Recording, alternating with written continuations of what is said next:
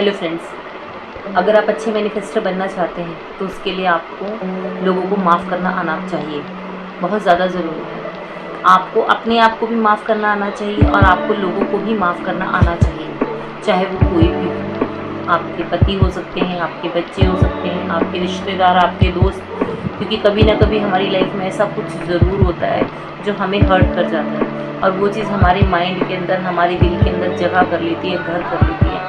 हमें उस विचार को, उस थॉट प्रोसेस को अपने माइंड से, अपने मन से निकालना पड़ेगा।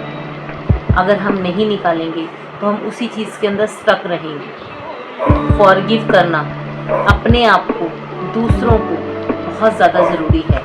अगर आप कुछ अपने लिए अच्छा मैनिफेस्ट करना चाहते हैं और इस मैनिफेस्टेशन की जर्नी में आगे बढ़ना चाहते हैं तो देखिए, ये देखिए स्पेसिफिकली फॉरगिवनेस के ऊपर जो है लूजी है बता रही हैं हमें कि अपने आप से भी कोई गलतियां होती हैं, हर किसी की होती है। हमको अपने आप रियलाइजेशन होता है कि हमने क्या अच्छा किया या हमने क्या बुरा किया, ठीक है।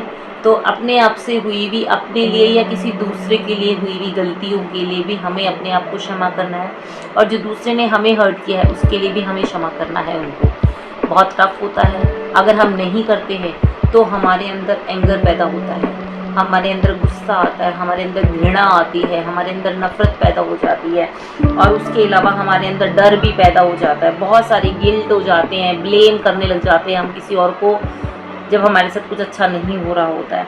और सबसे बड़ी चीज़ क्या, हमारे अंदर उदासी भी आ जाती है, रिग्रेट होने लगता है, हम हर्ट फील करने लग जाते हैं और कई मामलों में या कई केसेस के अंदर हम लोग अपने आप को बहुत डरा डरा महसूस करते हैं। बहुत सारी चीज़ें, तो हमें चीज़ों को लेट गो करना पड़ेगा, लोगों को माफ़ करना पड़ेगा। अपने आप को भी, खुद ने कभी जीवन में कोई गलतियाँ करी हैं तो उसके लिए अपने आप को भी हमें माफ़ करना पड़ेगा। इसके मैं आपको बहुत अच्छी एक्सरसाइज बताती हूँ। आपके पास अगर सामने जिस व्यक्ति को आपको माफ़ करना है, अपने आप को करना है, तो भी आपको एक शांत जगह पर बैठ जाना है और लाउडली बोलना है कि मेरा नाम ये है, फॉर एग्ज़ाम्पल मेरा नाम रितु है, मेरा नाम रितु है और मैं अपने आप को अपने द्वारा हुई हुई गलतियों के लिए क्षमा करती हूँ। और कोई और भी है तो अगर आपके पास उनकी पिक्चर है तो आप उनकी पिक्चर ऐसे हाथ में पकड़िए और पिक्चर देखकर आप उनको बोलिए कि जो भी उनका नाम है कि मैं आपको क्षमा करती हूँ, जो भी कुछ हुआ, मैं अब सब चीज़ों से आगे निकलती हूँ। मैं बहुत सारे ऐसे कारण हैं जिसके अंदर मैं ये सोचती हूँ और मैं जो भी कुछ हुआ है उसके लिए आपको माफ़ करती हूँ।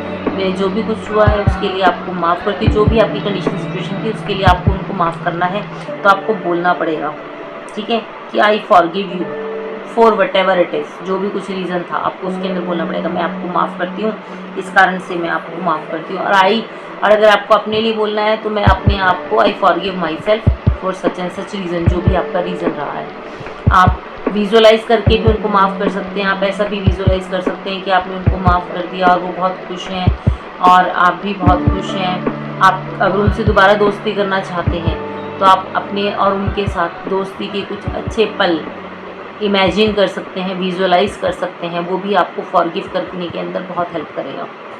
तो आपको इस चीज़ को समझिए कि आपको फॉरगिव करना अपने आप को और दूसरे को कितना इम्पॉर्टेंट है अगर आप मैनिफेस्टेशंस की जर्नी में आगे बढ़ना चाहते हैं। अगर आप नहीं आगे बढ़ना चाहते तो फिर आप चाह के भी किसी को फॉरगिव करेंगे ही नहीं। वो एक आपका अड़ियल स्वभाव हो गया कि मैं तो ज़िद्दी हूँ, है ना, वो नहीं चलेगा।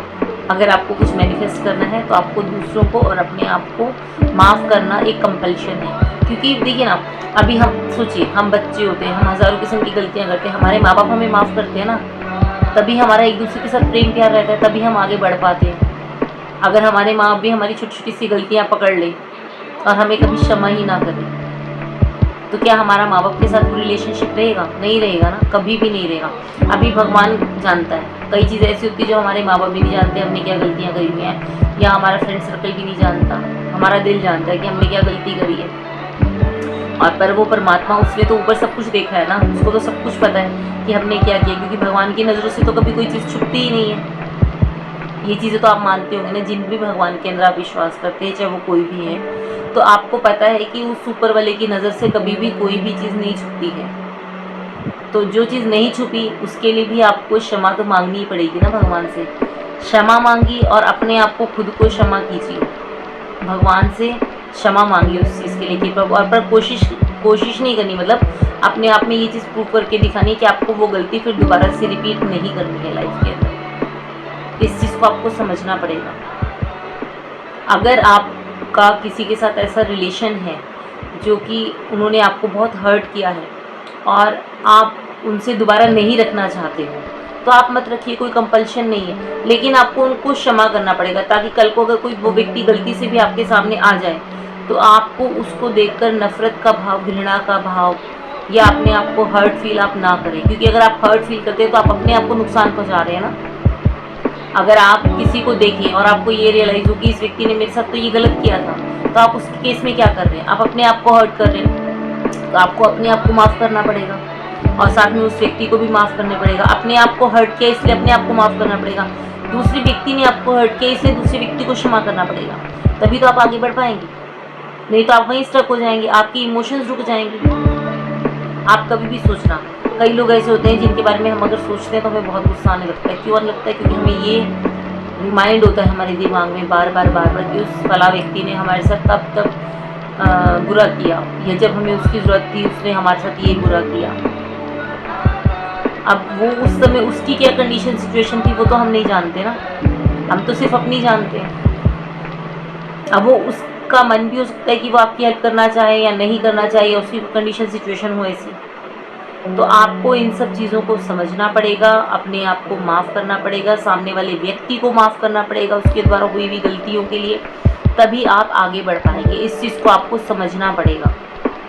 तो आई होप कि आपको ये समझ में आया कि फॉरगिवनेस करना कितना ज़्यादा ज़रूरी है, अपने आप को भी और दूसरे को भी। शीशे में देखकर अपने आप को आप बोल सकते हैं कि मेरे द्वारा ये जो गलती हुई है इसके लिए मैं अपने आप को क्षमा करता हूँ, और दूसरे व्यक्ति की फ़ोटो पकड़ के आप हाथ में पकड़ दीजिए और बोल दीजिए। अगर आपके पास फ़ोटो नहीं है तो आप मन में इमेजिन कर लीजिए, विजुअलाइज़ कर लीजिए, उसके थ्रू आप उनको वो कर दीजिए, रिलीज़ कर दीजिए कि जो भी आपके मन में नेगेटिविटी आ रही है उस पर्टिकुलर पर्सन को लेकर, कोई भी हो सकते हैं, XYZ एनीवन, तो आप उस पर्टिकुलर पर्सन को इमेजिन करके आंखें बंद करके भी आप क्षमा कर सकते हैं। फॉर एग्जांपल मान लीजिए आपने किसी भी XYZ एनीवन को क्षमा करना है, तो आप ले लीजिए कि रितु ने जो भी कुछ मेरे साथ किया उसके लिए मैं रितु को क्षमा करती हूँ, रितु ने मेरे साथ ये जो बुरा किया उसके लिए मैं उसको क्षमा करती हूँ।